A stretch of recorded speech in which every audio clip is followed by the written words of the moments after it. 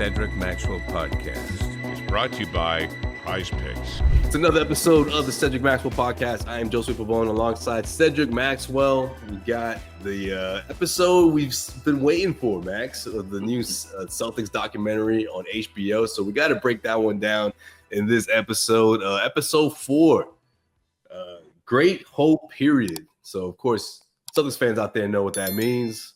The arrival of Larry Bird going into a number of championships that they got into 81, still hasn't, gone too deep into it, but episode 5 should be just as good. But man, we got to talk about all the things that we saw throughout this one, man. From you getting into the stands, against Philadelphia 76ers out in Philly, 81, the comeback you guys had in that series, man, we got to get into that as well. But it's funny, man, watching it, I'm like, man, if you been subscribed to the Cedric Maxwell podcast, man, you know a lot about these stories. But seeing it on HBO, knowing that the rest of the NBA world's watching it, was pretty damn cool to see my podcast co-host up there telling some classic stories for everyone. My good friend Cedric Maxwell. So, Max, take me through what that process was like, man. I know it was a series of interviews, but just with those stories, how did that come together? That just set me down for about it was a couple of hours, and just asked me questions about, what I thought, what happened, the Celtics, and all this other stuff. And I was just saying all the things that, I've always said. And then you hear that all of a sudden you hear people talking about, well, this is what you said. Well, you and I already talked about it when Larry Bird was around and what happened during that situation. Larry walks into the practice. He confirmed what I said because I was sitting on the podium. They have a kind of a rise or a stage where you could do like a play or something like that in this gym at Atlantic College. And I was sitting there holding court, talking to my boys, and Larry walks in, and I'm like, Great White Hope. Here we go. Yeah, I love that. It sounds like almost when the first day of practice at a high school gym or something like that, which is, I'm not too far off from the way they described that gym. That's what it was like. So, who's around you? I'm guessing there's a bunch of brothers. Yeah. Let me see. I think Curtis Rowe. No, Curtis Rowe. Yeah, Curtis Rowe is still there. I think Gerald had come to the team. Nate Archibald. There's a bunch of us who were there already, who were from the former regime, and we're waiting for the arrival of Larry Joe Bird to walk into the arena, and it was on and popping from then on. That first day, it started, and we were going against each other, and then Bill Fitch decided he was going to put us on the same team, and that's where the magic started. Here was a great passer. Here was a great scorer I was, and we just kind of hit it off. I remember the thing that Bill Fitch looked at me and said, he stopped me in the middle of practice and brought me up and said, you seem like a pretty intelligent guy. You know who's going to be guarding for the best forward every night? It's like, man, I'm a lover. I'm not a fighter. So I wasn't no defender at all. I wasn't thinking that way of stopping nobody or containing them. But he sure said, look, this is what your task is going to be. So forget about your 20 points a game. Forget about your 10 rebounds a game. We're going to harness that around Larry Bird. And Larry's going to be the focal point. And I went kicking and screaming at first. Like, what the fuck do you mean? I'm that dude right now. I'm him. Right. I'm that dude. And turned around, and I prophesied what happened as I became the Finals MVP. But Larry Bird was that dude. He was that guy. Right. And once he came in, we went from winning, 28 games to 60 games that year. One of the best records in the league. And it was magical. It was just magical the way everything happened, and playing with such bravado. We just really went after them. Yeah, it cracked me up when you were like, You were like, man, I've seen the balls out in New York. I've seen, best players in the college level. Like, this dude is different, man. I thought that one was cool. But the part that stood out was one, obviously the fight in Philly. I feel like you gave us some more context in that one, that story. So I'm gonna let you grab the floor on that in a second. But then the other part was the fact that you won Finals MVP, man. I wanted them to spend a few minutes on that, and sort of just talk about that, because like you just said, it's not easy for any player to make that kind of sacrifice, but also make that turnaround so quickly as you guys did and win the championship in '81. Well, to rise up like that, we had one of the greatest series of all time against Philly in 1981, and then again 1982. Celtics down 3-1, and we come back and beat Philly in '81. And even the great Maurice Cheeks, who played for the 76ers, still would tell you that to this day that he had the better team. But the better team didn't win, and we won. And when we played, we both knew that whoever won that particular series was probably destined to win the championship. So we started out, and once we played that series, we played Houston Rockets. And we just thought it was a matter of time. And we got there, and no, Houston was stubborn. They weren't going down easy. They had Moses Malone, Bobby Joe Reed, who was he was more like Michael Cooper. Great defender, long, anticipated, played Larry really well. And Larry didn't shoot it well during that particular series. So somebody had to take up that reign of scoring the ball when Larry wasn't able to do that. And it happened to be me. My matchup was a favorable one. They had this guy, Billy Pulse, on me. Well, Billy Pulse was like 6'11", and maybe about 265, 270. And here I was at 6'8", 205, quick as a cat. was going by Billy Pulse like he was standing still. And Billy Pulse, his nickname was the Whopper. That's what they called him, the Whopper, like the sandwich from Burger King. And so for me, it was pretty. And then they just started changing up. They were trying to find ways to stop me. And they went with Billy Pulse. They went with somebody. Then they tried, and then finally at the end they tried Moses Malone. And Moses saw me that day, and at first said, I'm gonna kick your skinny ass. I was like, okay, whatever. And I hit the first shot, and he said, lucky shot. Next shot I hit, good shot. Third shot, fourth shot, fifth shot. And by the time they ended the series, and he was like, whoo. He told, we had Jared Sullinger, who was with the Celtics. And the young players don't know much about you. But yeah, Sullinger talked a lot of noise. Like, man, you ain't nothing, man. You want all that. You want all that. And so that summer, he went home, and he went to Moses Malone camp. And I think it was John Lucas, another player, was on that team. And he asked Moses, Sullinger asked Moses, said, what about cornbread? And Mo, with the way he always talked, pulled his mouthpiece out. He said, motherfucker, bad motherfucker, bad. He bad motherfucker. We couldn't stop him. And even Calvin Murphy, who's there now on that team, will tell you, he said he never won an NBA championship. He'll see me in Houston right now and said, they're gonna do right now that won. He told his kids, his grandkids, that's the dude right now that won my damn championship. I was supposed to have that ring, but we couldn't stop him.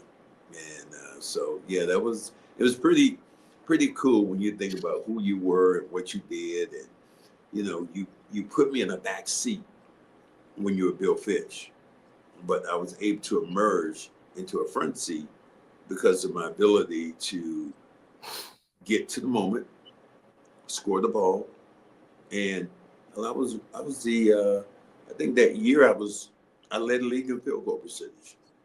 I'm shooting over 60%. I was the first forward in the history of the NBA to do that. So that was one of those things that was I was doing the same thing I've been doing all year, scoring and scoring easily. So they never found a way to contain me. And Finch was tough, huh? I never heard you describe him as an asshole, but man, when you said on the documentary, I was like, damn, he was that tough, huh?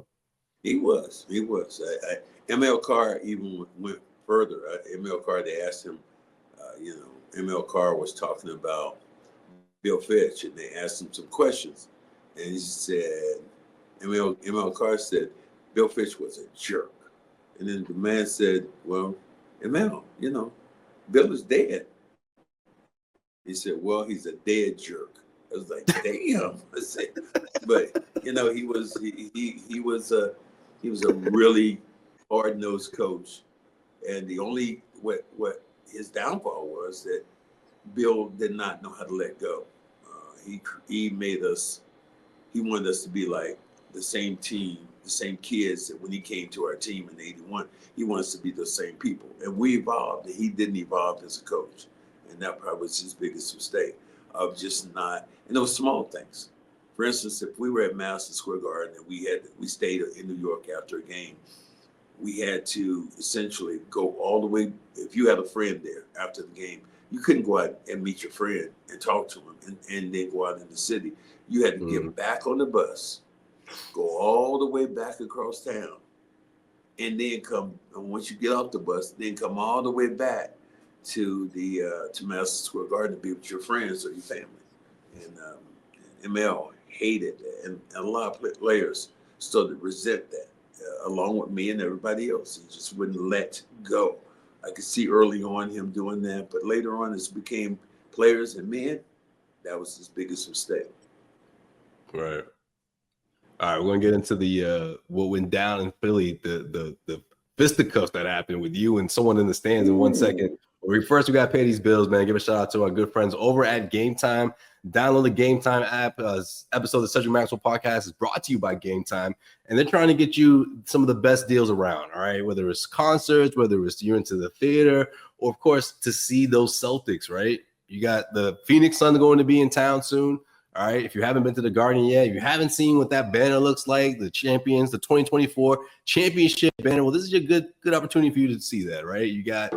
The Phoenix Suns in town, fighting for their playoff lives. Should be a good game. Kevin Durant, one of the best scorers ever. There's incentive to see this game, and Gametime's got you covered, right? Nothing like live action at TD Garden, so you don't want to miss out. Thanks to Gametime, they have this new feature called Gametime Picks, and that makes getting tickets to see your favorite teams play live even easier. All right, filters out all the fluff. To show you only incredible deals on great seats. So you don't have to waste time combing through thousands of tickets and trying to find the best value. All right. Gametime does that for you. You also have the all-in pricing. You have the seat views. You can see exactly what to expect, and you have what I like the most about Gametime, the lowest price guaranteed. All right. There's no other place doing it better than Gametime right now. All right. Otherwise, if you find a better deal, Gametime will credit you 110% of the difference. Also, they have Gametime ticket coverage, which your purchase is covered with the most flexible customer service policy in the ticketing industry. Download the Gametime app. Use the code CLNS for $20 off your first purchase. Terms apply. Again, create an account, redeem the code CLNS when you download the Gametime app. What time is it? Game time. So, Max, I get it. When emotions are high, I'm sure that Philly crowd was saying all kinds of stuff, to you guys throughout. It's not like you just pop off like that, right? And like a lot of people said in this documentary, backing you up, Max just isn't like that to go and try to approach some stranger in the crowd. They had never seen that side of you. So what triggered you to go into that stands in that Philly game? Well, no disrespect to our veterans, but I've never been in war, but that's the closest I've been. And I was just on edge. We were playing that series and we were down. It was the 6th game in Philly. We were down early in that game. Philly crowd going crazy.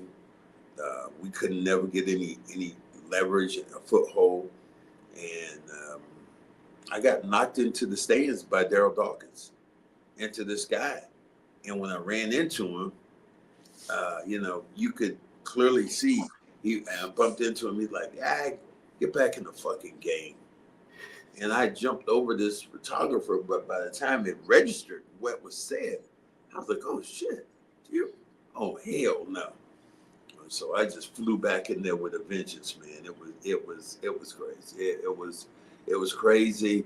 I didn't know. Must have been so shocked. And once I finished, I was like, all my teammates asked me like, yo man, what happened?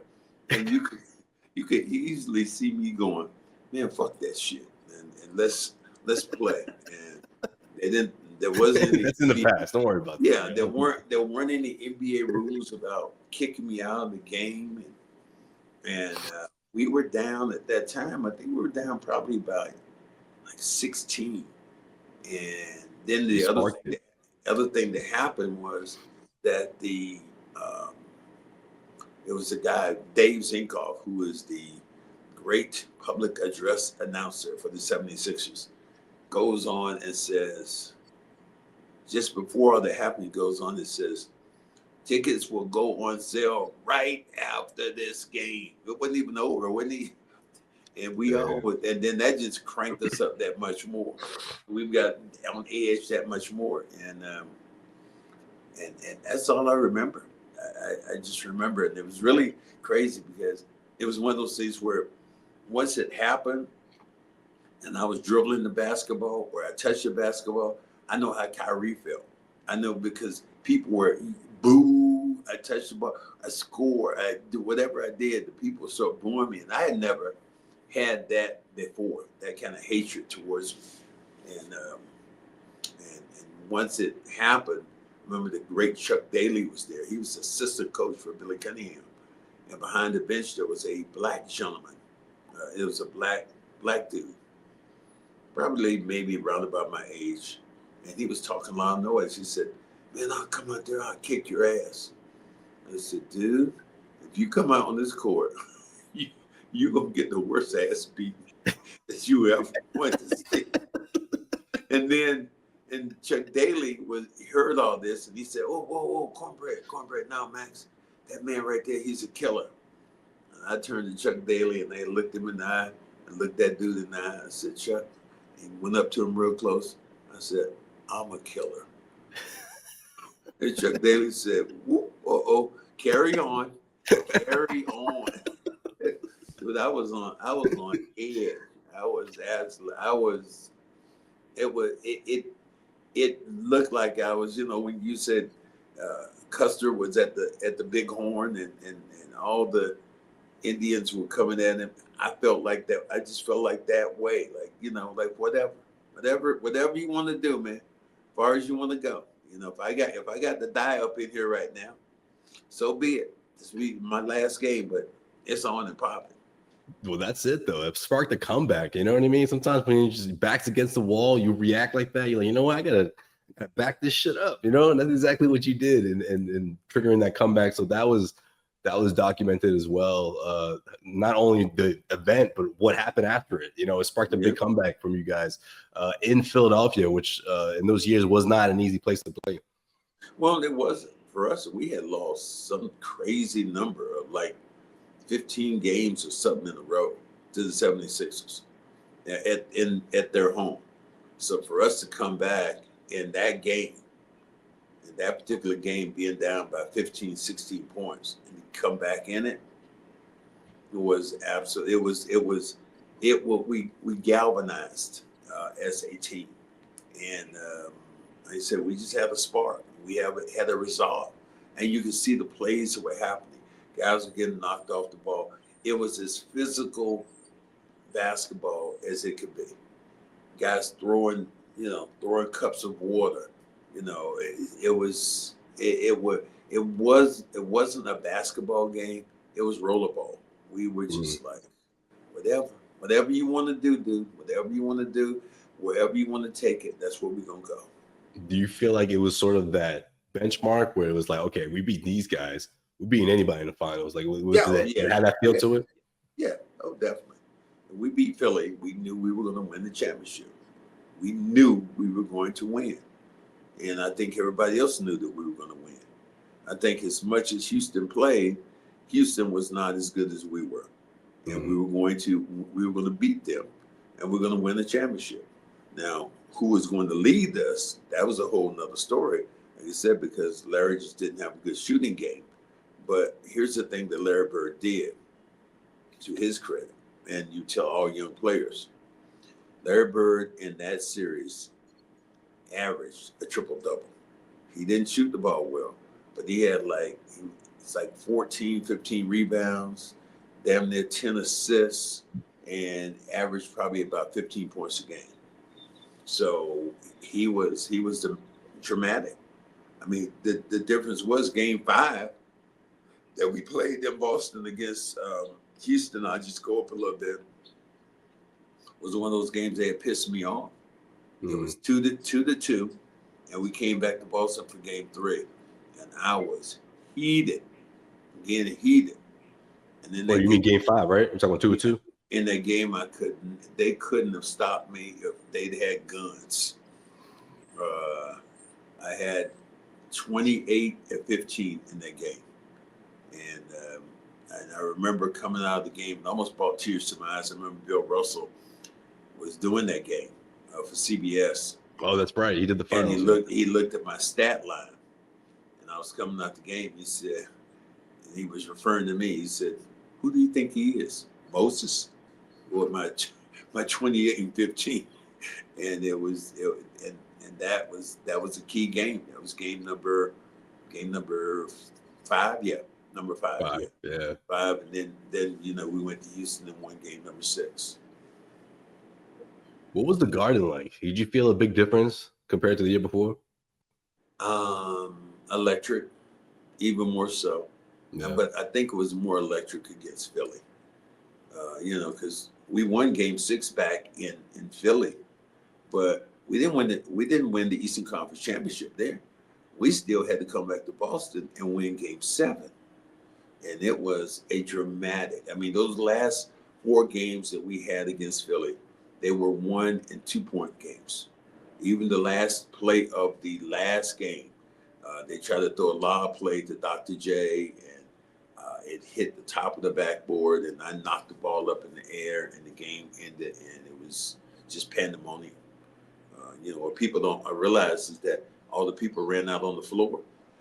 All the people ran out on the floor. It was that, how now you got the NBA, they rope it off, you can't do anything. No. These people, just as soon as that last whistle, it was like a mob of people. That's just scary, man. You must have been burned to the locker room. Yeah, it was unbelievable, unreal. And I just think about some of my teammates. Chris Ford, he wanted it so bad because he was from the Philly area, so he wanted to be able to talk noise. And he was, come on, we got one more game. And when we won in Philly in game 6. I remember him jumping up and down, holding me, and just like, whoa, we got it. And the feeling that we had going back to Boston, but we knew we had a lot of work to do. This new episode of Cedric Maxwell Podcast is also brought to you by PrizePicks. All right, PrizePicks, the best place to get real money sports action with over 10 million members and billions of dollars in awarded winnings. PrizePicks has made daily fantasy sports accessible to all. You just pick more or less on at least 2 players for a shot to win up to 1,000 times your cash. Run your game all season long with PrizePicks. There's plenty of action going on between now and, of course, the end of the regular season. You got March Madness in full swing right now, and the NCAA tournament. So you don't want to miss out on these opportunities right now. All right. Again, you can win up to 1,000 times your money. PrizePicks is the best place to get real money sports action. It has invented the flex play. All right. This is a great feature for PrizePicks, which means that you can still cash out if your lineup isn't perfect. You can double your money even if one of your picks doesn't hit. So right now, I mean, with the way things are in the NBA, guys resting or whatever the teams are doing, there's still plenty of opportunities there. And I know that I came up big, and you can come up big as well using PrizePicks. All right, download the app Use the code CLNS to get $50 instantly after you play your first $5 lineup. All right. That's, of course, download the PrizePicks app. Use the code CLNS to get $50 instantly after you play your first $5 lineup. PrizePicks, run your game. So, Max, what can we look forward to in this upcoming episode, man? I mean, post 81, 82, I'm seeing the Lakers rivalry about to go into full swing, man. Take us back, man. Take us back to that time, to the greatest rivalry in the NBA. Well, the fact that we were trying to get to them, they were trying to get to us, and in 81, they lost to Houston, and then we beat Houston. But then it was, I think, 82. One of those years, I think we got swept.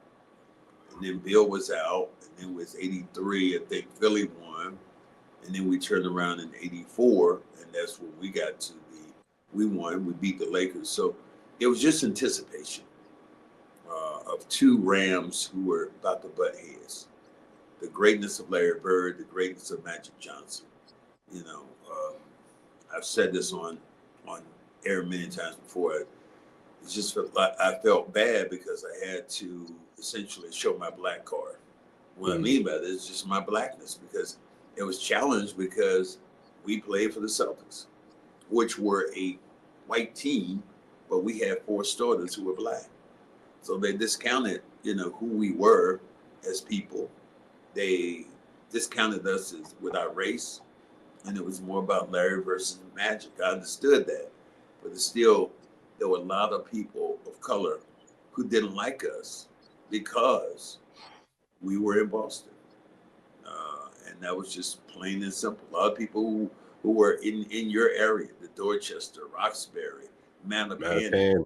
Yeah, for sure. A lot of people over there who were cheering for the Lakers.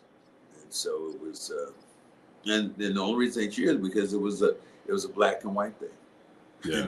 And we had 4 black players. They had 4 black players. They had Kurt Rambis starting, but we didn't get I just do, and I just felt really shitty about what people thought when it came to who we were as people. Could you feel it during the regular season matchups? I mean, it's obviously not the same kind of atmosphere as the finals. No, it didn't. No? It didn't really resonate until the finals of just who we were. Going out to LA to play, and how people were treating us. How we were battling, and to battle just to get to 1-1, going out to LA, and then they won game 2, and then game 3 they won game 3, and then game 4 was the monster game where Kurt Rambis got clothesline, and instead of the fast break getting faster for the Lakers, it started to slow down because they were expecting a car wreck anytime. We had changed the parameter of the game, and we had said in game 4, before game 4, we had we came together as a team and said no layups. There will be no layups. There'll be no high fiving from Magic. There will be no Cooper loops. Ain't gonna be none of that. None of that. Ain't gonna be no James Worthy. High fiving Magic. Wait, who got him though? I'm trying to remember. Wasn't it McHale or was it Perry? It was McHale. It was McHale, right? Okay, one of the scariest dudes out there, clothesline Rambis, and changed what they thought they were doing. So we had 2 incidents. In 81, me going into the stands, and then 84, Kevin McHale clotheslining Rambis. 2 incidents that in my lifetime, which changed the complexion of games. McHale's story of when he first got to the NBA and going to practice like that was so funny, man. He's sitting there like, man, I can't believe it. I can't wait to see the state-of-the-art facility, man. I'm in the NBA. It's the Boston Celtics. He said he walked into that gym. He was like, this is the worst place I've ever practiced. It was. And no offense at all to our good buddies over at Hellenic College, but that was the practice facility. We were practicing among the students. The students would come off the court and we would go on the court. The students, we had a locker room. We were dressing in the boys' locker room. Yeah, that's what he talked about too. Well, you might see, an 8th grader might be in there among you guys trying to get his book bag or whatever it was. He's like, "Excuse me, guys, I left my my binder over there." I gotta get my arithmetic book out here. I gotta get my math book out here. I mean, just would have been like you if you were at when you went to Mecco, and just say if you had Mecco was at Helena College, and you were coming in among the guys going, "Yeah, man, I got to get to my class," and then put your combination. I left something in my locker, right? Yeah, I put something in my locker. Like, so it was surreal to be in that situation, especially looking at the players now and how things have transpired. It's just it's unreal. All right, lastly, Max, where'd you guys used to hang out at? Like, what was the spot in Boston? I mean, I'm sure whatever it is, the name is different, but what are like some of the areas you guys used to kick it at?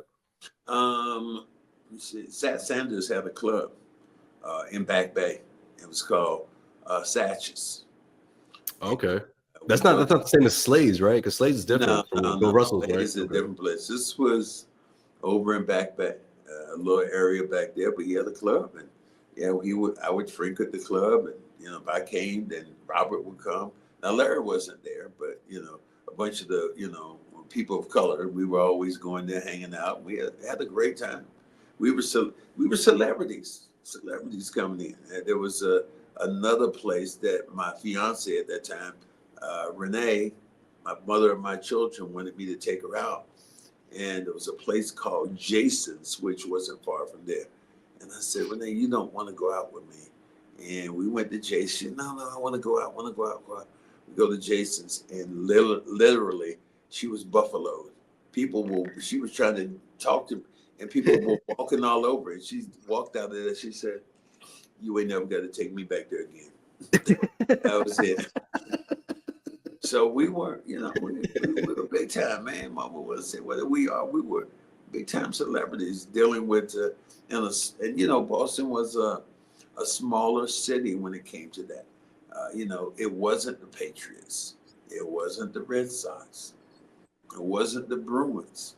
It was the Boston Celtics at that particular time, especially in the 80s, who were running the city. Mm. So we had a great time. The celebrity status was cool.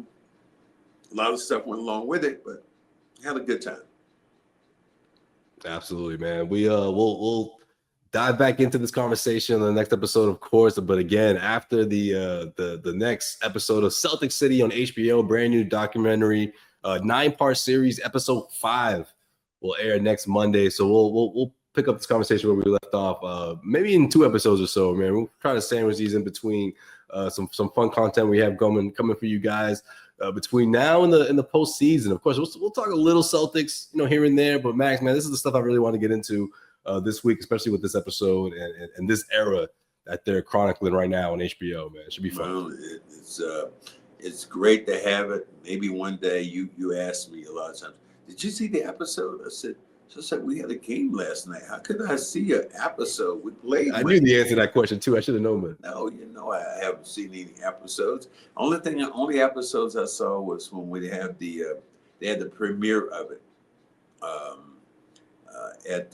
in Boston, and I went there, and we had a good time. And there were me, and we're talking about Bill Walton when I left. And it's some funny stuff that is going to transpire. There's some very serious stuff that transpires. Mm-hmm. I think one of the most serious, and give you that one snapshot that is going to happen. And they're talking about 1986, how great that team was. And they talk about the draft pick, Len Bias. And they show Len Bias, and Len Bias says, I know I have an appointment right now on the court with Mr. Bird. And it went from that to talking to this reporter. And the reporter says, well, I got a call. And he said, guy asked me, he asked me about Len Bias and how he thinks, what about Len Bias? And he said, man, Len Bias is going to be great. He's going to be good for the Celtics and that. And then the reporter says, Len Bias is dead. And then it goes to black, and then the credits roll. Wow. It was as dramatic of anything I've seen when it came to HBO. That sent, if you were any kind of basketball historian, that's going to send chills up and down your spine. Absolutely, man. It's just fascinating stuff. And the most storied franchise, Boston Celtics, man. I'm just happy that they're doing this for people to really get a grasp of how historic this stuff is and how deep it runs, in this city or in that city, I should say. I'm talking as if I'm there right now, but you know what I mean. It's just it's cool to see it, man. Of course, it was cool to see my podcast co-host and my boy Max, man, front and center and throughout this episode, man. Well, I guess I should be sorry about me dropping all those F-bombs, but I didn't really care. You asked me a question. You kept it 100, man. You right, you damn right. The real ones know. I care for the fucking 100. So, all right, guys. We wouldn't expect any less. Absolutely. He's Cedric Maxwell. I am Josue Pavone. We'll see you guys next time.